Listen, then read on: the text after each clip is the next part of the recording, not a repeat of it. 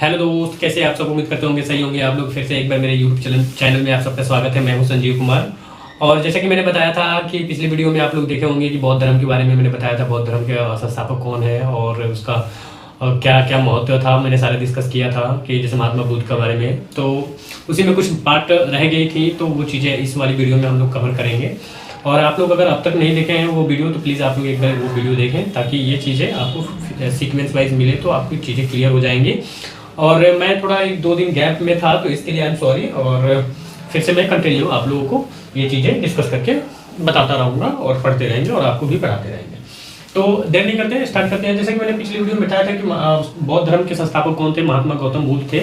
और ये बुद्ध को जब ज्ञान की प्राप्ति नहीं हुई थी उससे पहले उसको उनके सिद्धार्थ के नाम से जानते थे। और गौतम बुद्ध की माता और पिता के बारे में हम लोग देख चुके थे। वो चीज़ें अब मैं इसमें बताऊंगा, तो वो चीज़ें आपकी बहुत बड़ी वीडियो हो जाएंगी। तो प्लीज़ आप लोग एक बार पीछे वाली वीडियो देख लें ताकि वो चीज़ें आपकी क्लियर हो जाएगी। तो इसमें हम बताएंगे कि जैसे बौद्ध धर्म के जो संगीत होती हैं उसके महत्वपूर्ण चीज़ें हम लोग बताएंगे।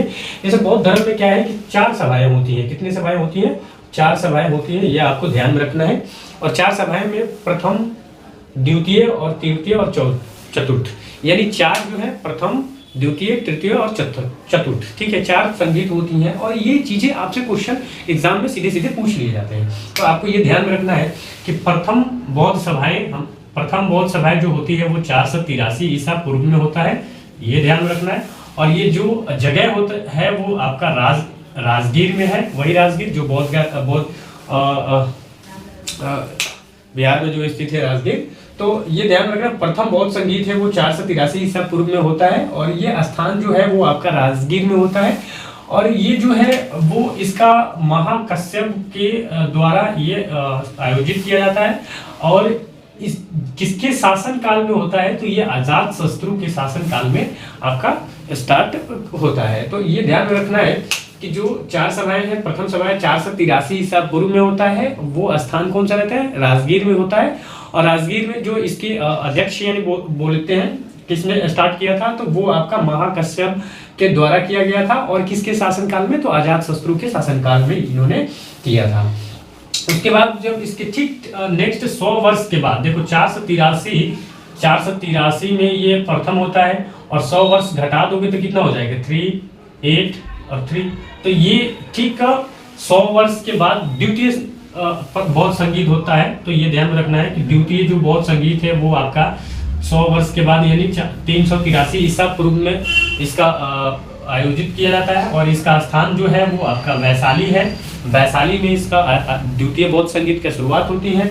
और किसके अध्यक्ष में? तो साबा कामी के एक व्यक्ति रहते हैं, ये इनके द्वारा द्वितीय बौद्ध संगीत आयोजित होता है। और किसके शासन काल में होता है? तो वो आपका पॉइंट ध्यान में रखने वाला है, कालाशोक। किसके शासन काल में?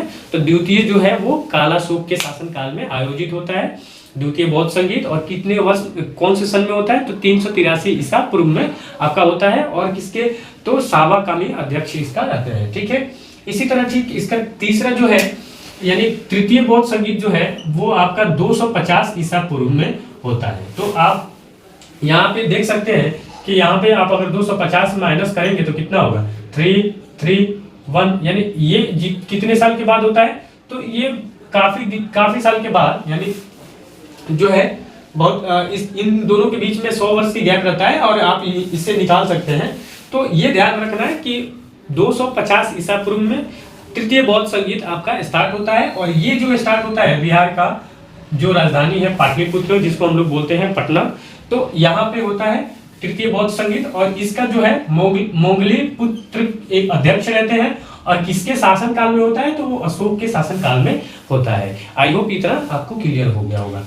और इसके ठीक पटना के बाद कुंडवल में आपका चतुर्थ बौद्ध संगीत स्टार्ट होता है। तो चतुर्थ बौद्ध संगीत जो है वो आपका 98 यानी 98 ईसा पूर्व में होता है। और ये कुंडवल स्थान में होता है। और इसका जो अध्यक्ष रहते हैं और ये आपका वसुमित्र या अश्वघोष के नाम से जानते हैं। किसके शासन काल में होता है? तो ये आपका कनिष्क के शासन काल में होता है। आई होप इतना आपको क्लियर हो गया होगा। तो 4 ये सभाएं आपकी पॉइंट में ध्यान में रखना है, जो सीधे सीधे क्वेश्चन पूछ लिए जाते हैं। सन भी याद रखना है, स्थान भी याद रखना है, और इसका अध्यक्ष भी याद रखना है, और किसके शासन काल में होता है ये भी आपको ध्यान में रखना है। सिंपल सी बातें। 483 ईसा पूर्व प्रथम, 383 द्वितीय, 250 तृतीय, और 98 यानी 98 चतुर्थ। और कुंडवल लास्ट में होता है। कुंडवल मतलब वही कुंडवल जो कश्मीर में है ना। तो कुंडवल जो है वो कनिष्क के शासन काल में, कुंडवल कनिष्क ये ध्यान में रखना है। और पाटलिपुत्र किसके शासन काल में? अशोक के शासन काल में ध्यान में रखना है। ठीक है। उसके बाद जो है, अब देखो, जब चतुर्थ बौद्ध संगीत होता है कुंडवल में, तो ये कुंडवल में होता है किसके शासन काल में? कनिष्क के शासन काल में। तो लास्ट यानी चतुर्थ बौद्ध संगीत के बाद क्या होता है कि बौद्ध धर्म में 2 भागों में बट जाते हैं। कितने भागों में? 2 भागों में बौद्ध धर्म बढ़ जाता है चतुर्थ बौद्ध संगीत के बाद। यानी कुंडवल में जो बौद्ध संगीत आयोजित होता है उसके बाद बौद्ध धर्म 2 भागों में विभाजित हो जाते हैं। प्रथम जो है वो आपका हीनयान के नाम से जानते हैं, और द्वितीय आपका महायान के नाम से जानते हैं। तो बौद्ध धर्म कितने भागों में बट गया? जिस तरह से आप जैन धर्म में भी 2 भागों में बटा हुआ था, उसी तरह बौद्ध धर्म में भी 2 भाग बढ़ जाते हैं। कब बढ़ते हैं? तो चतुर्थ बौद्ध संगीत के बाद बढ़ते हैं। ठीक है। आई होप इतना क्लियर हो गया होगा, हीनयान और महायान। ठीक है। और उसके बाद जो है आपके इतना पॉइंट ध्यान में रखना है। हीनयान और महायान के बारे में और भी चीजें हैं, लेकिन हमें उतना ध्यान में नहीं रखना है। अब उसके बाद जो है धार्मिक जुलूस का जो प्रारंभ सबसे पहले बौद्ध धर्मों के प्रारंभ किया था, ये धार्मिक जुलूस जो है ये ध्यान में रखना है कि धार्मिक जुलूस का प्रारंभ सबसे पहले बौद्ध धर्म के प्रारंभ ने किया था। और बौद्धों का सबसे पवित्र त्योहार जो माना जाता है वो बैसाख की पूर्णिमा माना जाता है, ये ध्यान में रखना, जिसे बुध पूर्णिमा के नाम से जानते हैं। किस नाम से जानते हैं? बुध की पूर्णिमा बोलते हैं। तो बौद्ध धर्म के प्रमुख यानी पवित्र त्योहार कौन सा हो गया? बैसाख की पूर्णिमा, जिसे बुध की पूर्णिमा के नाम से जानते हैं। ठीक है। उसके बाद जो है बुध जो है वो सांसारिक दुखों के संबंध में 4 जो है आर्य सत्यों का उपदेश दिया। दुख, पहला दुख, दूसरा आपका दुख संप्रदाय, तीसरा आपका दुख निरोध, और चौथा आपका दुख निरोध गामनी के नाम से इन्होंने 4 उपदेश दिए। और इन सांसारिक समस्याओं से मुक्ति हेतु अष्टांगिक मार्ग बुद्ध ने बताया। इस तरह से बताया, प्रथम सम्यक दृष्टि, दूसरा सम्यक संकल्प, तीसरा आपकी सम्यक वाणी, चौथा आपका सम्यक क्रमांत। तो मतलब ऐसे बहुत सारे अष्टांगिक मार्ग बताया दुखों से निवारण प्राप्त करने के लिए। ठीक है। उसके बाद जो है निवारण का बौद्ध धर्म का परम लक्ष्य है। देखो, निवारण मैंने पिछले भी जैन धर्म में भी बताया था, त्रिशला है ना। तो निवारण का जो है बौद्ध धर्म का परम लक्ष्य है, जिसका अर्थ है दीपक के बुझ जाना, ये ध्यान में रखना। निवारण जो बौद्ध धर्म का परम लक्ष्य है, निवारण मतलब बताया था ना पिछले जैन धर्म में, आप लोग अगर देखे होंगे तो आप लोग उसको अच्छे से जानते होंगे। निवारण यानी निवारण को बौद्ध धर्म में परम लक्ष्य था, और जिसका अर्थ है दीपक का बुझ जाना, अर्थात जीवन मरण यानी जीवन मरण चक्र से मुक्त हो जाना है, ये आपको ध्यान में रखना है। और के रूप में, और ये है कि इनके अनुसार जो है बौद्ध धर्म के अनुसार जो है वो आपका मतलब मनुष्य जो है वो पशुओं के रूप में भी क्या बोलते हैं पुनर्जन्म प्राप्त कर सकता है, या फिर जो है आगे मैं इसके बारे में डिस्कस करूंगा। ठीक है। और एक चीज आपको ध्यान में रखना है कि अनिश्चयवाद के संबंध में बौद्ध धर्म और जैन धर्म में जो क्या है समानता के अधिक, दोनों समान है, लगभग जो है आपका दोनों जैन धर्म में भी और बौद्ध धर्म में भी प्राप्त होते हैं। ठीक है। तो अनिश्चयवाद जो है बौद्ध धर्म और जैन धर्म में दोनों में क्या है आपका समानता के अधिकार है। जातक कथाएं में प्रदर्शित जो करती हैं वो बुद्धिस्ट का अवतार माना जाता है, यानी जातक में जो है बुद्धिस्टों का अधिकार ये किया गया है कि मनुष्य जो है वो आपका मतलब पुनर्जन्म का जो ये होता है वो मनुष्य के रूप में भी हो सकता है और पशु के रूप में भी हो सकता है, यानी जातक में ये कहा गया है, जैसा कि अभी जस्ट मैंने बताया आपको। उसके बाद जो है सर्वाधिक जो है बुद्ध पूर्णिमा बुद्ध मूर्तियों का निर्माण जो है गंधार शैली में किया गया है। आपको ये ध्यान में रखना है कि सर्वाधिक बुद्ध की मूर्तियां का निर्माण गंधार शैली में हुआ, यानी गंधार शैली में, लेकिन बुद्ध की प्रथम मूर्ति संभवतः मोथरा कला में बनी थी, ये आपको ध्यान में। सबसे ज्यादा कहा गंधार की शैली में, लेकिन संभवतः प्रथम मूर्ति जो बनी थी वो कहाँ बनी थी आपका मथुरा कला में बनी थी।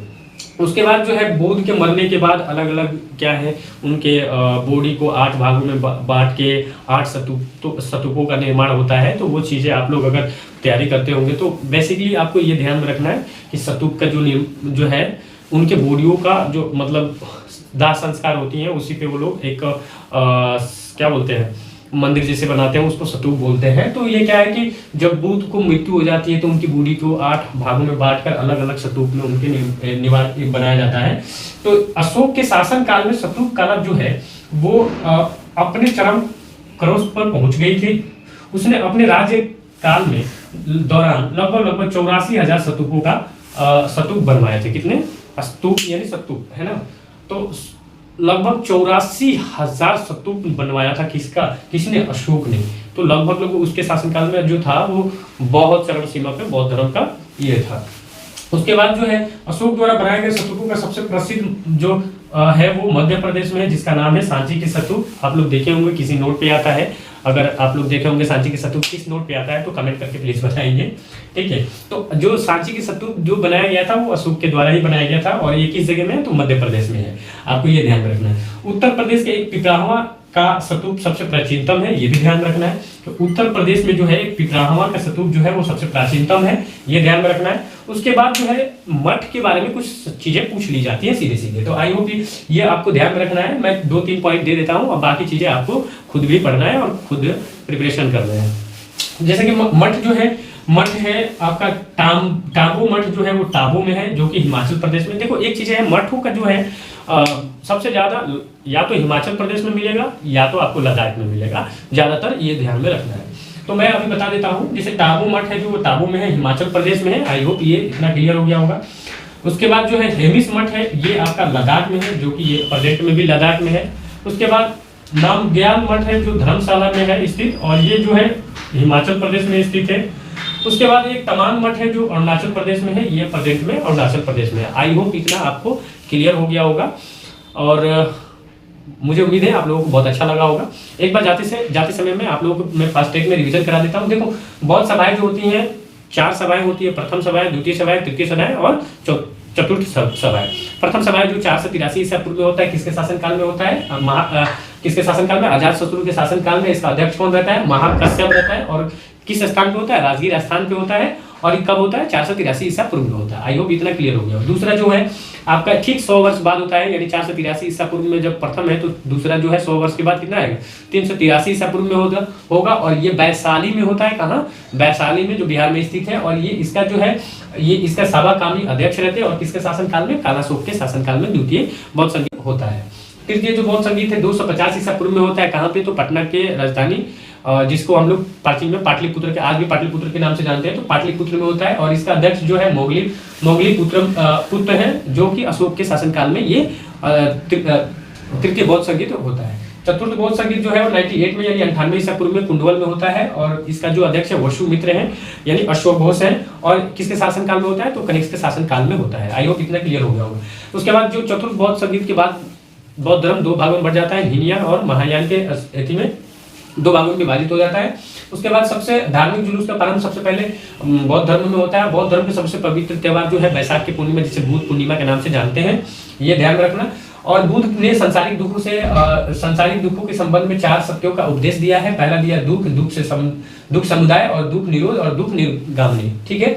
उसके बाद जो है सांसारिक दुखों से मुक्ति प्राप्त अष्टांगिक मार्ग ने बुद्ध ने बताया। कम सम्यक संकल्प और सम्यक वाणी और सम्यक क्रमांत और सम्यक दृष्टि, ठीक है।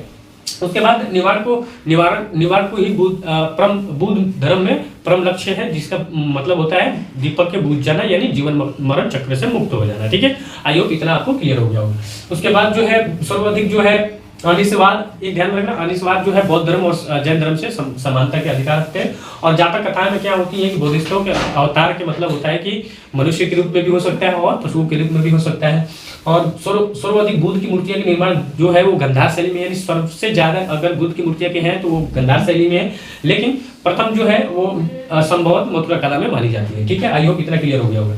अशोक के शासनकाल में स्तूपों का निर्माण जब बुद्ध का मृत्यु हो जाती है, निवारण प्राप्त हो जाता है, तो उनकी बॉडी को 8 भागों में बांट के अलग अलग स्तूप में निर्माण कराते हैं। तो इसी तरह स्तूप का निर्माण जो है सबसे ज्यादा अगर किया तो वो अशोक के शासनकाल में था। अशोक के शासनकाल में लगभग 84,000 स्तूपों लगभग बनवाया था। और अशोक के द्वारा सबसे प्रसिद्ध सबसे प्रसिद्ध स्तूप थे वो सांची के स्तूप था, जो कि वर्तमान में मध्य प्रदेश में स्थित है। आई होप इतना क्लियर हो गया होगा। उसके बाद जो है उत्तर प्रदेश में एक पिपरावा स्तूप है, जो कि प्राचीनतम माना जाता है। उसके बाद मठ को ध्यान में रखना, तामो मठ जो है वो आपके हिमाचल प्रदेश में है, हेमिश मठ है वो लद्दाख में है, नांगया मठ है वो आपका धर्मशाला में स्थित है, जो कि हिमाचल प्रदेश में, और तमांग मठ है अरुणाचल प्रदेश में। जैसे कि मैंने अभी जस्ट बताया था, 3 ही जगह ज्यादा से ज्यादा आपको मठ होकर मिलेंगे बौद्ध धर्म में। तो आई होप ये आपको बढ़िया लगा होगा। तब तक आप लोग बेहतर तरीके से तैयारी करते रहें। अगर आप लोग हमारे चैनल को सब्सक्राइब नहीं किए तो आप लोग चैनल को सब्सक्राइब कर लें और अपने दोस्तों के पास शेयर कर दें, ताकि हमें भी मजा आए पढ़ाने में और आप लोगों को भी पढ़ने में मजा आए। और मिलते हैं फिर नेक्स्ट वीडियो में।